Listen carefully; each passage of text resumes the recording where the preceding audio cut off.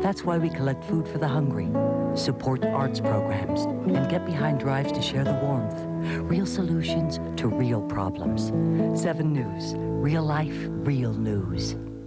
Now, fight. Rene Corbet saying hello to Trent Yanni of the St. Louis Blues. Rene mixing it up. Rene's been playing tremendous lately, but and we don't see a lot of this. What was happening there? You don't mix it up very often.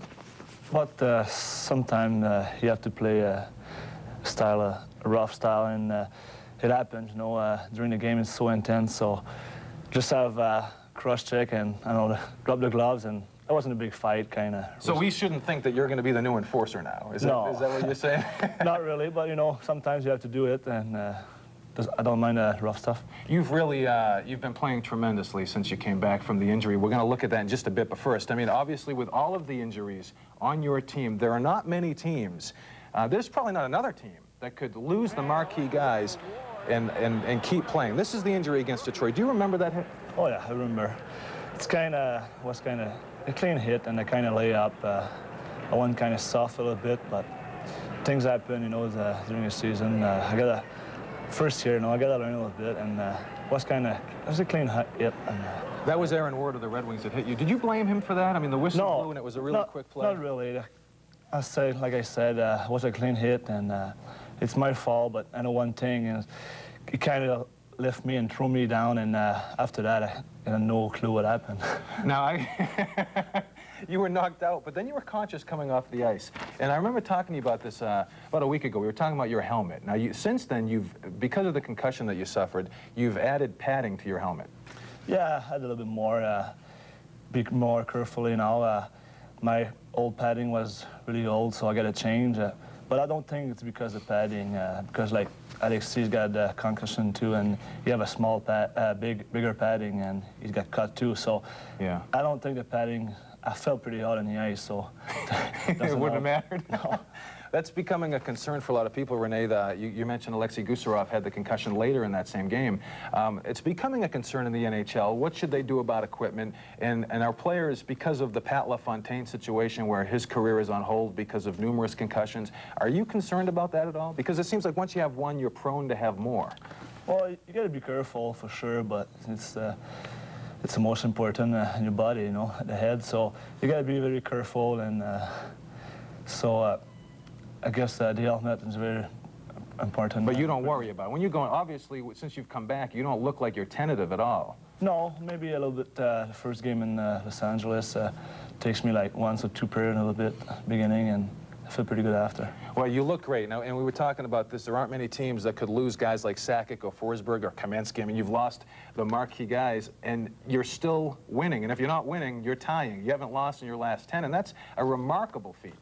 Well, for sure, you know, like every night when we go out there, we're not worried about the lineup. Guys follow the game plan, and we play hard, and we make things happen, and we find a way to win or to tie, like you said, and that's why you're pretty good. Well, you had a goal in the middle of last week that your coach is simply referring to now as the goal. This is the tying goal against Jersey. We're going to see it. Will you talk about this? Well, I kind of, after the penalty, Stefania let me a pass, and I saw Steven coming and pretty hard, and just survived the hit right there. Went it on against Martin Rudder and with the top shelf. It's a nice goal. That was that's an understatement, but it's just amazing. Again, this is a better angle of it as you break in and move in, and you beat a goalie that's not very easy to beat. No, I played against Martin Jr., and I think he went down, and he was coming up to when you saw Steven try to hit me, and he was coming up at his net, so I said, might as well go top shelf, and it was a pretty good goal. What is it like to break in on a goalie like that? Is it really like a cat and mouse game? And who commits first? Are you waiting for Martin Brodeur to make a move before you decide where you're going to go?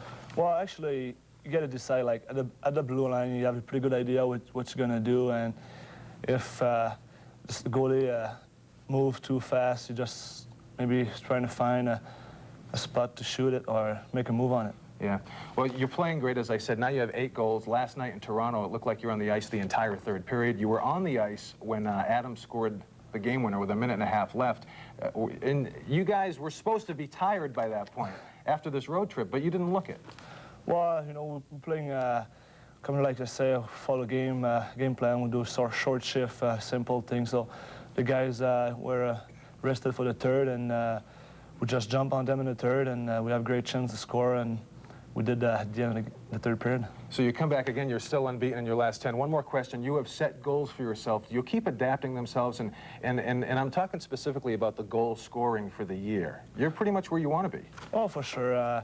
It's kind of funny. At the beginning of the season, this summer, I was saying try to get 2 goals every 10 games, and now I play 40. I missed 4 games, and I get 8 goals. So I'm on schedule, and it's fun. It's a little objective. You try to keep on it and keep going for the rest of the year. Well, you look great again, and keep it up. Thank you very much. Thanks for coming in, Rene Corbet. And again, 8 goals and just picking up the slack, which they have to do with the injuries as they continue to mount. The coach is back in just a bit. We're going to have our fan question, the answer to our stumper. And do you know the way to San Jose? We're going to get geared up for the All-Star game when we wrap things up on the Avalanche Alert with Marc Crawford. Stay with us. All player guests receive a gift certificate courtesy of Lawrence Covell, the finest in men's and women's designer clothing and accessories since 1967. Located at 225 Steel in Cherry Creek North. I'm a t-shirt and jeans guy. Never spend a lot on clothes. I meet a girl, she doesn't mind that I'm a t-shirt and jeans guy. We decide to get married. Now I need a tuxedo. I go big time. I don't rent, I buy. I look great. Then I get this call. Not from my best man, not my mom. It's Citibank. They just wanted to make sure someone else wasn't using my card. Imagine a t-shirt and jeans guy finding happiness with a girl, a tuxedo, and a bank all at the same time. Weird.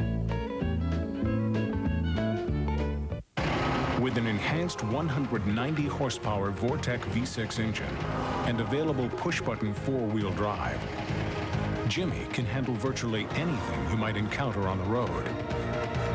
But you may appreciate Jimmy even more for its ability to get you out of your own driveway. Jimmy by GMC, putting you comfortably in command. See your Colorado GMC dealers. GMC, official truck of the Colorado Avalanche. Next, Inside Edition, we brought you the story of the World War II soldier who gave the ultimate sacrifice but never received his Medal of Honor. And you saw the people who took up the fight for this honor. As long as I'm alive, I'm going to keep trying. Now, half a century after his death, see how his battle has finally been won. And a blast from the past for John Travolta. I got chills. Can he make it as a singing sensation the second time around? Watch Inside Edition. Inside Edition, weeknights at 11:05 on 7 News. 7 News at 5 is all about live, late-breaking local news. We concentrate on Colorado, then turn it over to Peter Jennings for national and world news. On ABC's World News Tonight, of course, we cover the problems in the rest of the country, but we also have some solutions. By 10 o'clock, a lot more has happened in Colorado and around the world, so we bring you the top stories of your day and help you get ready for real life tomorrow. Bernie, Bertha, Peter, and Natalie. 7 News and ABC News. Real life, real news. Hi, I'm Brian. I'm from Colorado Springs. And my question is, it seems like that the goalie has the toughest position and the most stressful position. What is your opinion as far as what is the most difficult position in hockey to play? Coach? Brian, I think, is exactly right. He's hit the nail on the head. The goaltending position is the toughest one to learn. It has the most, I don't know, I guess... Pressure and ability that you have to have in order to be good at that position, and it takes the longest time to really learn the position through and through. Patrick is by far the best in the game at it, and he's really continued to work on his craft each and every day, and each year in, year out, he shows improvement.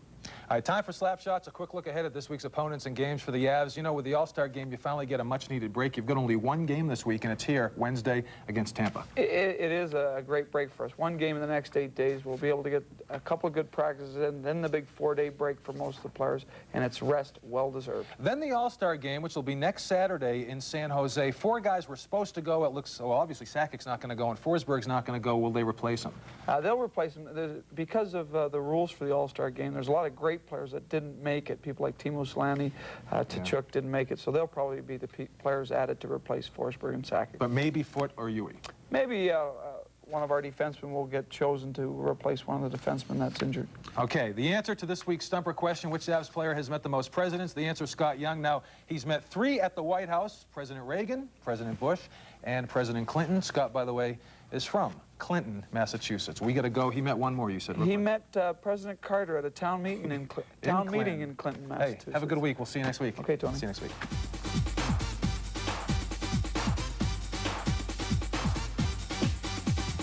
Marc Crawford's wardrobe, courtesy of Lawrence Covell, the finest in men's and women's designer clothing and accessories since 1967. Located at 225 Steel in Cherry Creek North.